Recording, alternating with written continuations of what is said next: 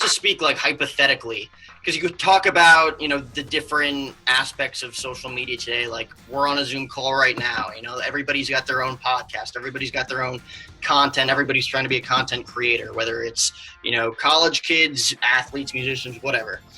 Do you think that your approach to wanting to pursue journalism would have been different? Because you talk about, going back to school because you wanted to pursue journalism. You take a mortgage out of your home in order to do it. You're sacrificing a lot.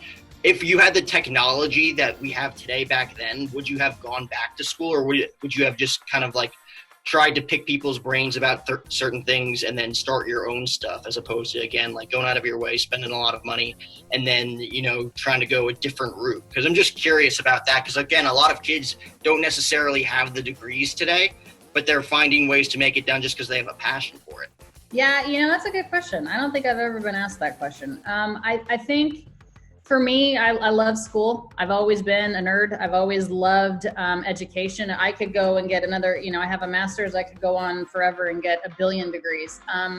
But I don't, that wasn't even an option. There was no podcast when I went back to, when I was in college. I've been out of college now for, I graduated with my master's in 2003. So what year is this? 21. I've been out of college 18 years already. I mean, it's very, it's a very different world. That being said, I think there's something to be said about the formal education of journalism and, kind of the right way to go about correspondence and writing. I mean, television's very different than print, obviously, but in my opinion, I tell people this all the time, you certainly don't need a master's degree. The only reason I have one is because I already had a bachelor's in something completely different. So there's no right way to go about this business.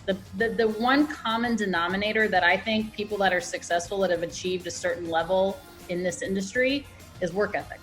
Work ethic, initiative, drive, sacrifice, being willing to make sacrifices. I mean, everybody wants to start on air in Los Angeles. It doesn't work that way. Like you have to pay your dues. It took me a long time to get to LA, and I was there for 7 years, and I chose to leave because of personal reasons. But it takes a long time, and everybody wants to have the Dodgers job. Everyone wants to have the Yankees job, or wants to be Monday Night Football sideline or whatever. It's a process, and nobody has the same path.